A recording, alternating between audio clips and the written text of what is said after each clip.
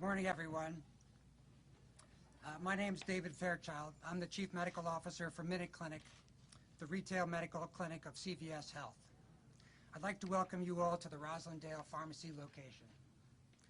I'd also like to extend a special thank you to Governor Charlie Baker, Lieutenant Governor Karen Polito, and Health Secretary Mary Lou Sutters for visiting us today to highlight a very important topic, flu immunizations. With the continuing impacts of COVID-19 on local communities, CVS Health is reminding the public that it is more important than ever to stay current with vaccinations and other routine healthcare needs. By getting a flu shot this fall, as demonstrated by Governor Baker, Lieutenant Governor Polito, and Secretary Sutters, and taking other proactive measures to improve general health and immunity, individuals can protect themselves against seasonal flu, contribute to the overall health of the community, and minimize the impact on healthcare resources. CVS Health is uniquely positioned to play an integral role in the delivery of care for patients across the Commonwealth. From the routine vaccinations such as the flu shot that are critical to maintaining health delivered at Minute Clinic and CVS Pharmacy every day, to the expanded pharmacy programs and retail-based clinical services offered at our stores, we're here to help people on their path to health. We know people have choices about where to get a flu shot. CVS Pharmacy and Minute Clinic are good options because we are conveniently located across the state and we have expanded evening and weekend hours. We also know that it's especially important to protect at-risk populations from severe illness during this time, including infants, school-aged children, adults over 65, and essential workers. At the same time we're helping combat the flu, we're also doing everything we can to expand resources for our community during the COVID-19 pandemic, including offering drive-through testing across the state. In fact, tomorrow, Friday, we're adding another 12 locations, including this very store, which will bring our total of operational sites in Massachusetts to 51. Governor, thank you and your team for calling attention to the importance of and the ease of getting a flu shot today. And thank you for your actions you are taking to ensure our communities and schools are staying as healthy as possible. Thank you.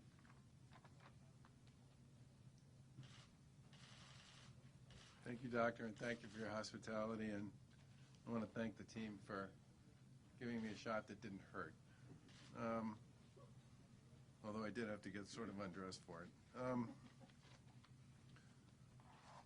I want to thank you for everything that CVS has been doing to help people deal with not just flu vaccines, but so many other issues during this particularly difficult period here in the Commonwealth and around the country. Lieutenant Governor and I both, along with Secretary Sutters, both had a chance to talk with the pharmacy team about this particular location and how they're doing administering the flu vaccine. And we also all got flu shots, and so far anyway, so good. In a few minutes we'll talk more about our efforts with regard to promoting the flu shot this fall, which is especially important in the context of the pandemic. I do want to give a daily update on the COVID-19 hospitalization and test results. Yesterday, DPH reported over 16,000 individuals tested by molecular tests. That brings the total number of individuals tested to almost 2 million. We continue to be a national leader by virtue of any measure with respect to testing. And we're obviously grateful to CVS for everything that they've done to help people get access to testing here in the Commonwealth. That includes, as Dr. Fairchild mentioned, several new sites that will be launched around the Commonwealth starting this Friday. Statewide, the positive test rate on a rolling 7-day average continues to be 0.8%. There are 352 cases hospitalized and 56 that are currently in the ICUs. Yesterday, the Department of Public Health also updated its COVID-19 data map. As you know, this map designates communities with a risk level of high risk, moderate risk, or low risk, red, yellow, or green, based on the number of cases by population, and communities that have fewer than 5 cases are white. They don't have a designation. Compared to the last 2-week period, 93% of the communities in yesterday's report saw either an improvement or no change in their average daily case numbers. We applaud the efforts of the residents and the local officials in those communities in their efforts to stop the spread and stay healthy. Methuen moved from red back down, in fact, all the way to the lowest risk category, and a few communities, Nantucket, Plainville, Saugus, Tingsboro, Worcester, and Rentham, moved into the high risk category. Obviously, that means our COVID-19 enforcement and intervention team will be talking to them about what the causes of that increase might be. The first thing I would say about this, and the most important, is this data is a dashboard, and as numbers move week over week, the first thing people need to do is work with our team and with others in their own community to figure out why. Because that, in some respects, is the most important element in making sure that people are doing the things they need to do to deal with whatever may have caused their increase. That could include gatherings, it could include a congregate care facility, it could include a bunch of other things, but one of the things we believe is particularly important about this community by community data is the opportunity it gives people to continuously review with their local boards of health and with our Department of Public Health and with the folks on the intervention and enforcement team what exactly it is that's driving cases up in a particular community or driving them down. We want people, obviously, to continue to do the things we've talked about. They need to stay vigilant. If they go to a gathering of any kind, they need to socially distance, they need to wear a mask. Obviously, if people aren't doing that, we would urge people not to go to those kinds of gatherings. You should wear a mask whenever you leave the house and whenever you can't social distance, and obviously visit mass.gov/stop-COVID-19 for more resources. The vast majority of Massachusetts towns continue to show very low levels of transmission and very few cases. That's terrific progress here in the Commonwealth, but the virus obviously is still with us. One of the things we've started to do is a weekly update on what's going on with colleges and universities here in Massachusetts. As many people know, since August, colleges have begun regular implementation of their own COVID-19 testing programs for students, faculty, and staff.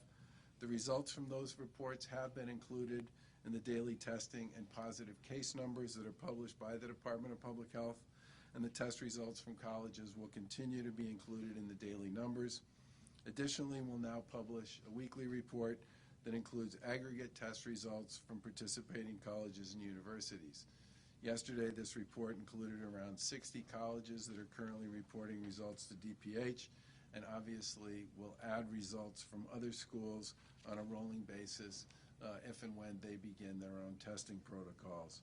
Yesterday's initial report indicated that about 500,000 tests had been conducted as a part of this testing at higher ed institutions since August 15th, and about 500 positive test cases resulted from those tests. That's a positive test rate that's obviously well below the statewide average, and it shows that colleges and universities and students are doing their part to make sure that they open safely. Our administration's laid out comprehensive health and safety standards for all colleges and universities as they welcome students back this fall, which includes protocols around hygiene, sanitization, infection control, testing, isolation, quarantining, and more. And we talk to them on a pretty regular basis, and we're glad that so many schools are working hard to do the things that need to be done to implement these protocols, and that probably has a lot to do with why we've seen such low rates of positive testing so far. Now, with respect to the flu, every fall, public health officials urge people to get the flu vaccine. And every year, we're grateful for the partnership of healthcare providers in helping us administer the vaccine for people across Massachusetts. That includes hospitals, community health centers, and pharmacies like CVS. And this year, that mission is more important than ever. As we continue to fight COVID-19, it's critical that we do everything we can to minimize the impact of the flu and other respiratory illnesses. This will keep people healthy and help maintain capacity in hospitals and other healthcare facilities in case there is another surge associated with COVID-19. Now, back in March, April, and May, we all talked a lot about the amazing work that was being done by the folks who were part of our healthcare community here in the Commonwealth of Mass. And time again, people would speak to the incredible performance, the dedication, the excellence, and the commitment that our healthcare workers were making to their fellow residents here in the Commonwealth of Mass. About a month ago, many of those same healthcare workers started talking to folks on our team about what it would mean to have the flu land at exactly the same time, a second surge for COVID-19. The point they made to us at that time was from a diagnostic point of view, from a care delivery point of view, from a capacity point of view, having the flu and COVID-19 surge in the Commonwealth at exactly the same time would be an incredibly difficult situation for them to manage their way through. And they urged us to step up our game, which is already pretty good relative to most of the states around the country, on flu vaccines. Now, I know some people are troubled by the fact that given the authority we have under state law, we mandated the kids and college students get a vaccination this year. But I have to come back to the message that came from a community that really put themselves on the line for the people here in Massachusetts at the end of last winter and through the spring, which was our healthcare community here. We said everything we can do to ensure that people are vaccinated for the flu makes their ability to do what they need to do for people here in Massachusetts through the flu season and the potential of a second surge can be done as well as it possibly can be. Now, we have an 81% positive vaccination rate for elementary school kids, right? Yep, we do. We can do better, and we should. And especially with the return of so many kids to college, it's critically important that they get tested, or excuse me, they get vaccinated as well. And I would just say to all of those folks in Massachusetts who admire, respect, and appreciate the heroic work that was done by so many people in our healthcare community last spring, that for them and for yourselves, you should go out and get a flu vaccine this year so that you and they can feel confident that as they deal with respiratory issues this fall and the potential of a second surge, more and more people in Massachusetts will have protected themselves from having the flu pile on top of a potential second surge associated with COVID. It's also important, as schools open back up, that we do all we can to limit transmission among kids. That's why last month we made this announcement before school started so that kids and families could start planning how to handle this issue in advance. Well, the vast majority of the families in Massachusetts do a great job of getting a flu shot. Increasing the number of kids who get that vaccine can obviously help kids stay in school during the course of this pandemic. Helping kids get back to the classroom and keeping them there is one of the most important things that we, the adults, can do at this point in the ongoing battle against COVID. Many of the things we've been doing for months to stop the spread are exactly the same kinds of things that prevent the spread of respiratory diseases. I mentioned last week at a press conference that one of the things we'd heard from many folks in the healthcare world is the fact that people were wearing masks, that people were engaging in social distancing, that they were washing their hands, they were practicing good hygiene, had actually had a noticeably positive impact on the amount of traffic they'd seen in traditional respiratory illnesses, strep throat, earaches, infections, respiratory illness, and all the rest.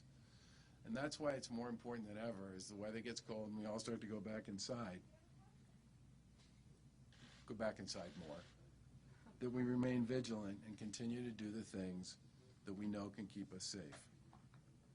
People here in the Commonwealth have done a great job in listening to and heeding the advice of their public health, neighbors, and medical experts.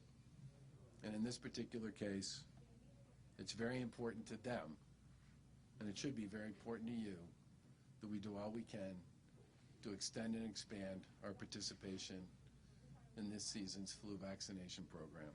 And with that, I'll turn it over to Secretary Sudders.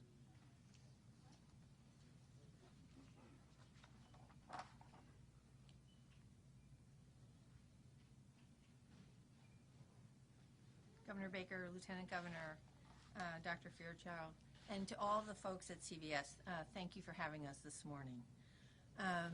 So first and foremost, it is easy to get a flu shot, and we are here to remind everyone that it is a very good thing to do this year to get a flu shot. And CVS and others make it very, very easy. And I want to thank the pharmacy staff and the pharmacy techs. Every year, thousands of people of all ages are affected by the flu, and it results in many hospitalizations and some deaths.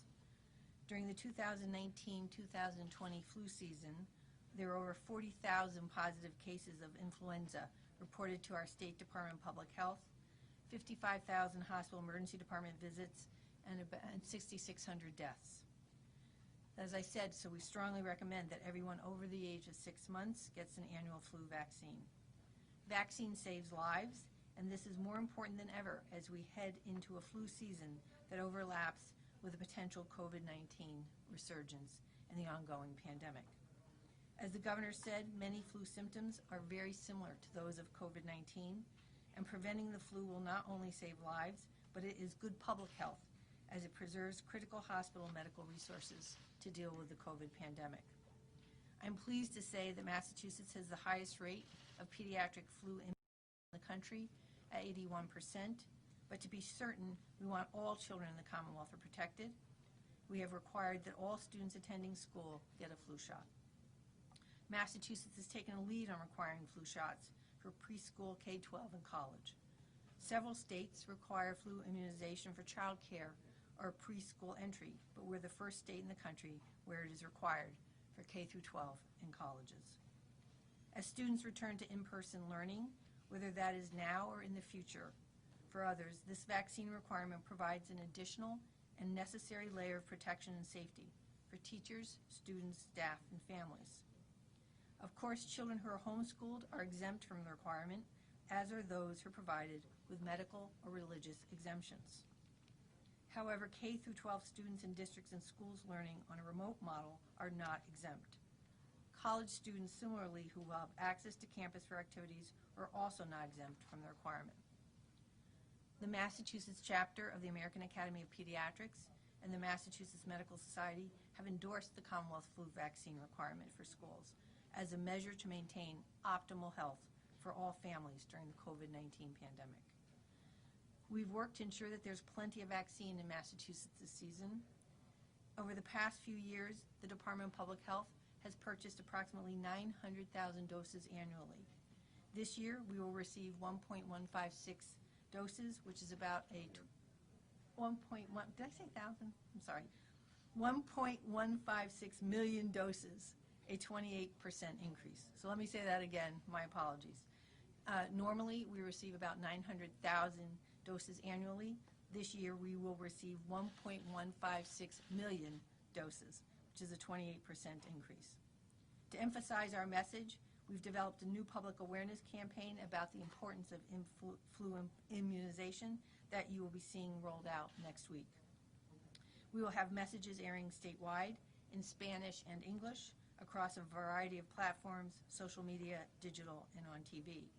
Our goal just as it is today, is to remind you to protect yourself and your family from illness this season by getting a flu shot today. And I'm pleased to say that CVS has been a very good partner for immunizations across the Commonwealth of Massachusetts and in response to the pandemic. I also want to provide an update on our COVID enforcement and intervention team activities.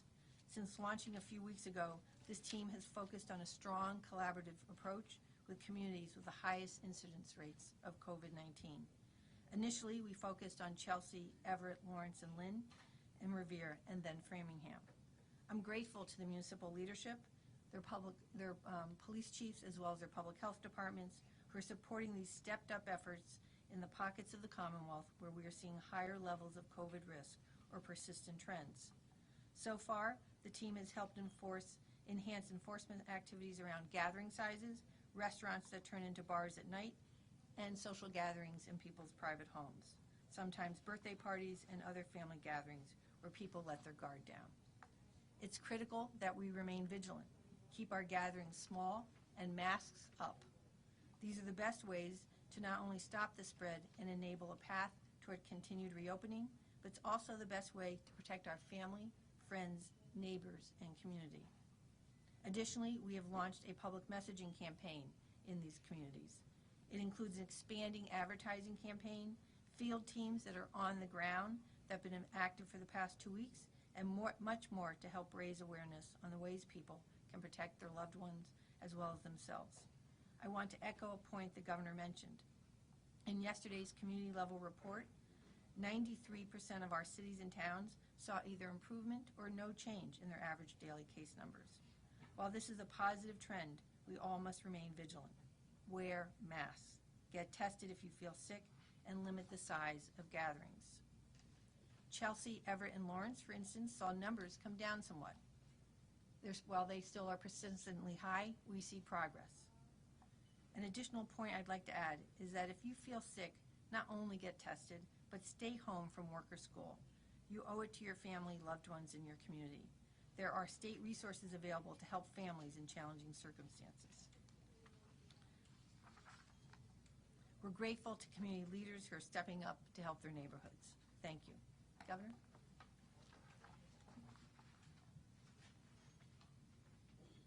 Questions on this? Governor, schools have seen a little bit of a rocky start in some areas. We were in Lowell yesterday. They had to shift to all remote because there were a lack of air purifiers that they had not come in.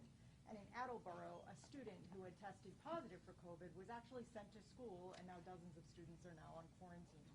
I wonder if you can sort of weigh in on both of those issues, and also, do you think in the latter case that student should be expelled?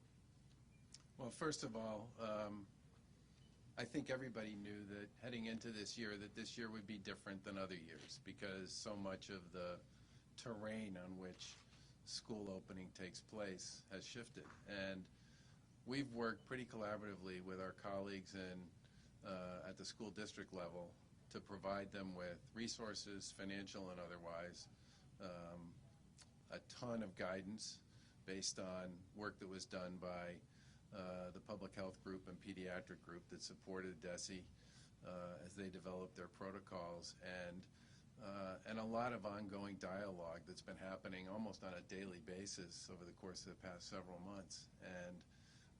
And I would expect that there would be some moments at the beginning of the year that would be rocky ones. I just have to emphasize what Secretary Sutter said about if you're sick or if your kid's sick, you or they should stay home. I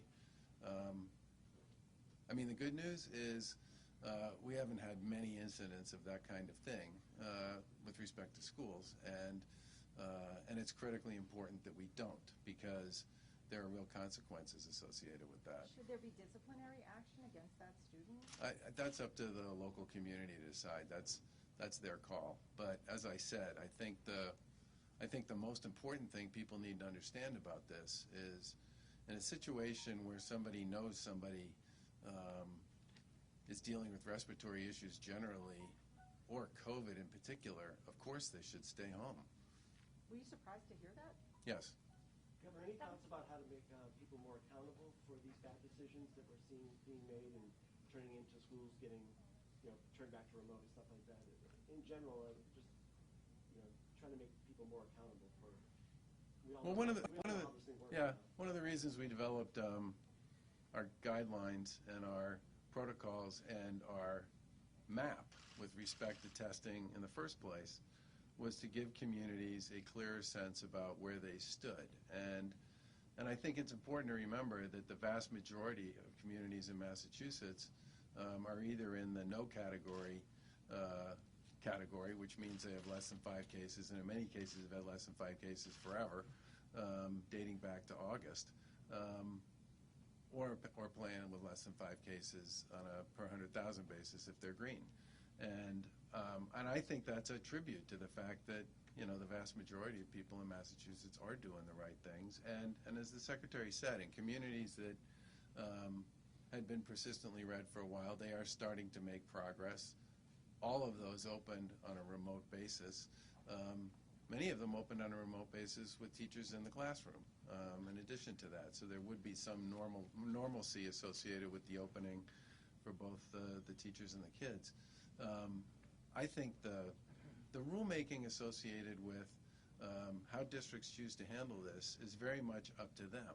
But clearly it's important to send messages that are direct and understandable, that it simply makes no sense and puts others at risk to send children who are known to either have respiratory symptoms to begin with or COVID to school.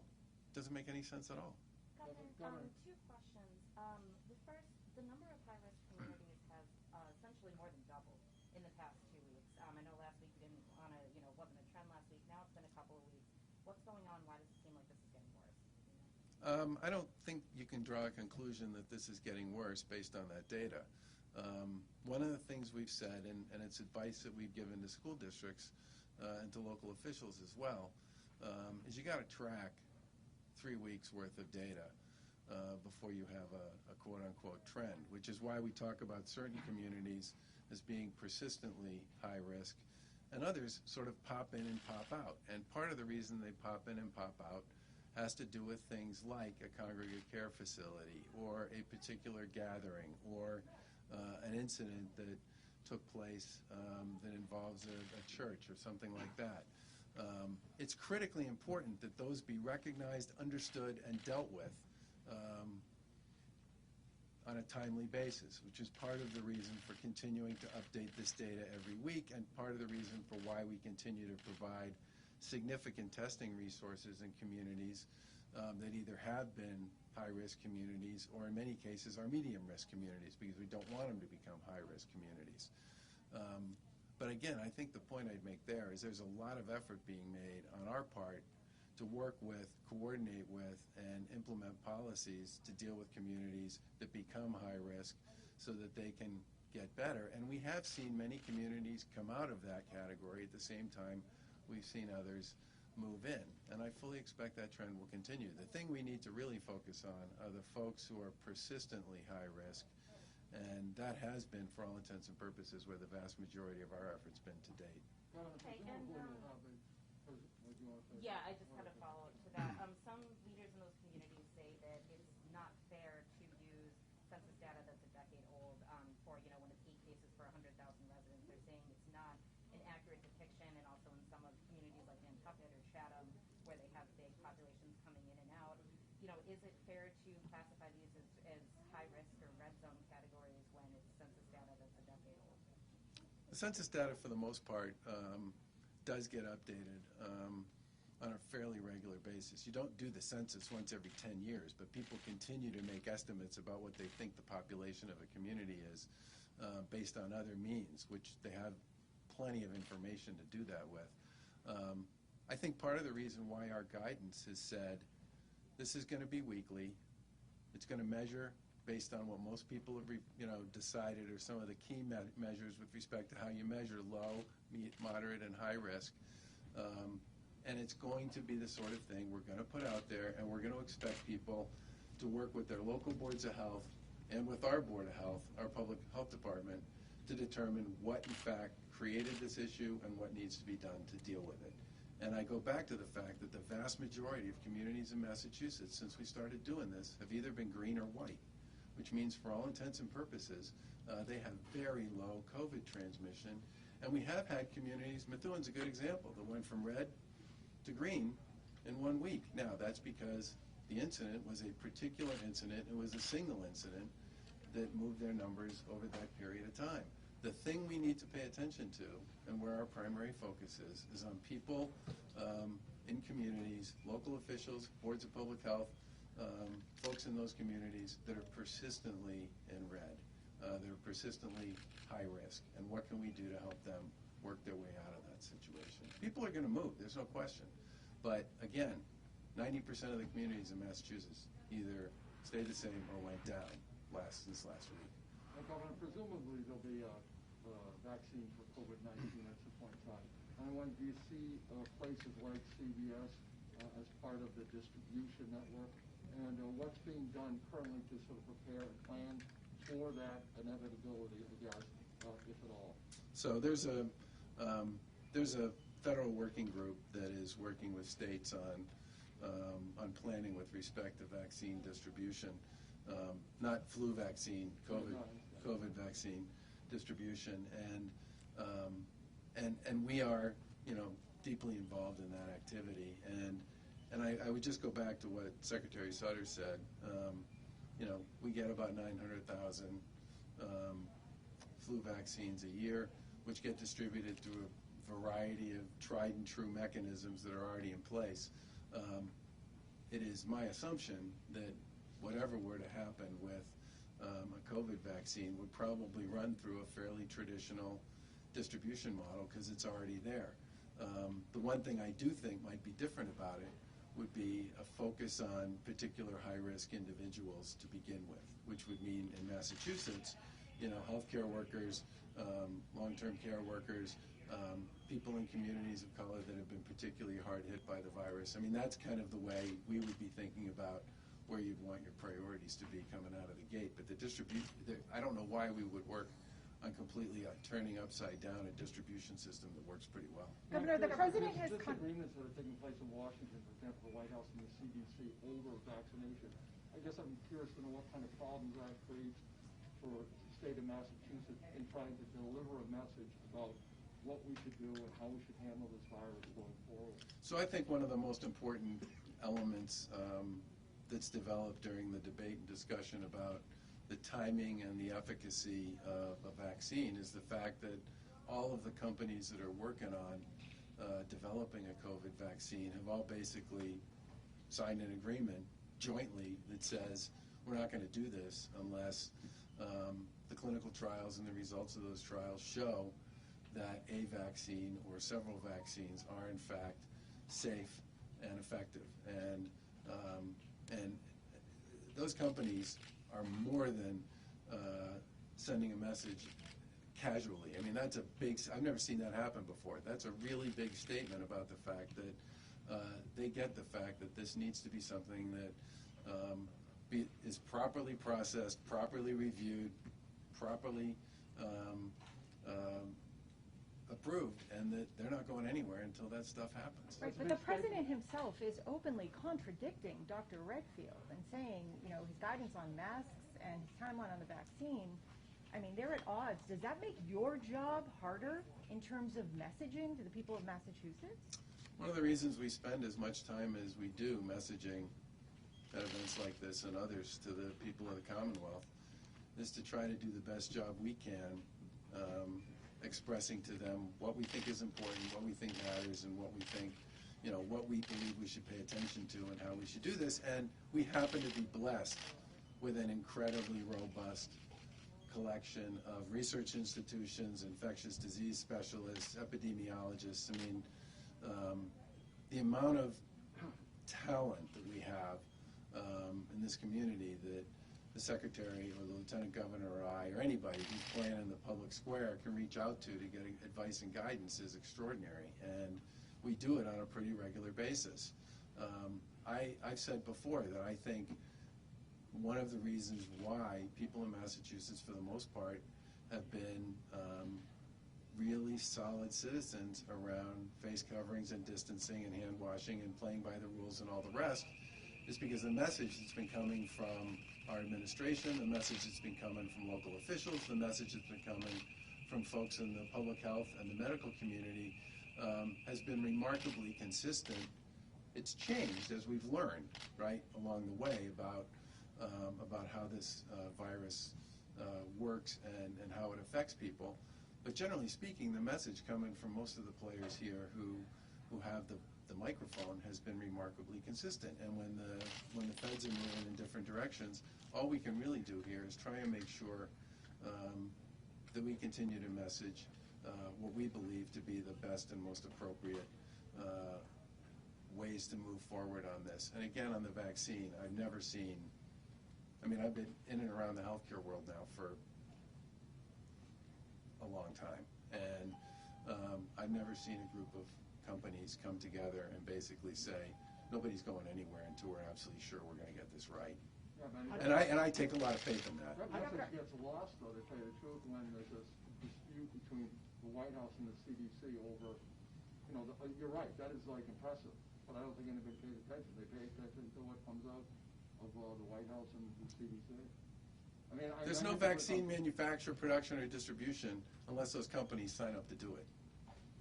How do you get people to be vaccinated? I mean, I know for the first time we're doing the flu requirement to get into the schools and stuff. Do you foresee something like that just to try to get full participation? I mean, we'll have more to say about that as the guidance comes from the CDC and from others with respect to how to do this. But it's clearly something that we're paying attention to and we'll be ready for. Because people sometimes, they just don't want to do it. Like, whether it's the flu vaccination or the COVID vaccination, they just don't want to be vaccinated. Well, we have religious exemptions in Massachusetts. We have medical exemptions, and people use them. But I certainly believe that the process around, part of the reason why I think the companies were so aggressive about speaking out about how they were going to move forward or not with respect to a vaccine associated with COVID is because they get how important it's going to be for that to be viewed as not just effective but safe. And I fully expect that for some people that may not be enough. Governor, Okay, they can wear a mask, they can socially distance, they can do all those things. But for the people who are in, really close contact with people who are dealing with COVID, or for people who are in communities that have been absolutely battered by this, I think it's critically important that we make sure they have an opportunity to access a vaccine that's deemed to be safe and effective and has been sort of signed off on by both the companies and by the CDC. One last question on schools. As you know, there are a lot of communities with extremely low rates of COVID positivity that are starting the school remotely. High school students in their communities have no plans in the foreseeable future to go to school in person. And Tom Scott of the Superintendent's Association says that your philosophy of small government and local control is partly to blame for that. That it worked really well in other education decision making, but in this case, getting schools back, to functioning during the pandemic really required an education czar with your type of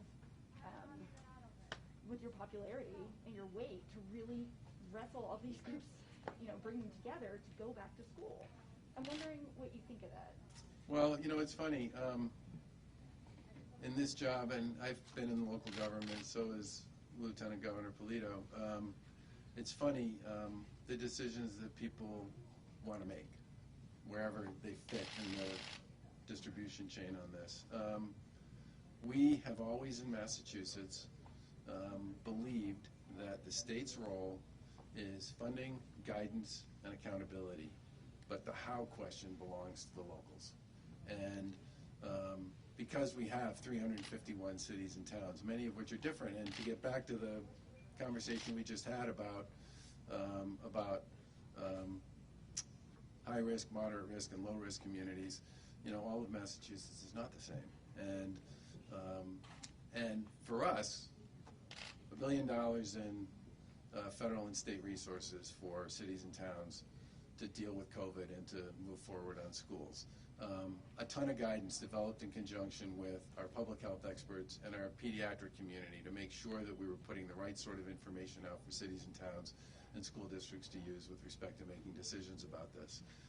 Our message all along has been, we want to see kids back in school.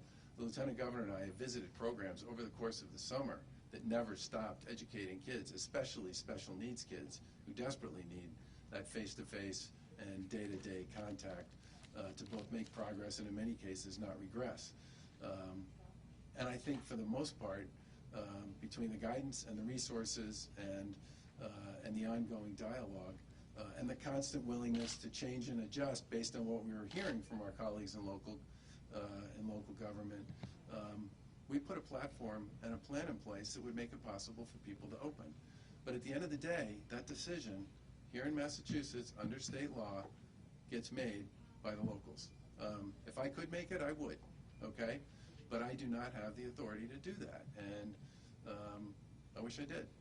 Any thoughts Governor, about just helping, one quick- any thoughts about Governor- helping parents who can't go back to work full-time because of the kids? Well, one of the reasons we created that new set of regulatory standards was for learning pods was specifically to deal with this. And I'm incredibly excited about the way a number of communities, YMCAs, Boys and Girls Clubs, in some cases child care providers, in other cases it's even local education collaboratives are taking advantage of that learning pod model, and they're, in a bunch of instances, actually doing it in the schools. And I think in some ways, both from a project learning opportunity or a STEM learning opportunity or educational enrichment, there are tremendous possibilities associated with that. I'm really glad we spent a bunch of time talking to people about creating that kind of opportunity, and I expect you're going to see those things pop up and bloom all over Massachusetts, and I think they may end up becoming a very important and significant part, not just of how we educate through the pandemic, but how we educate, period, as we go forward, and that could end up being a really good thing.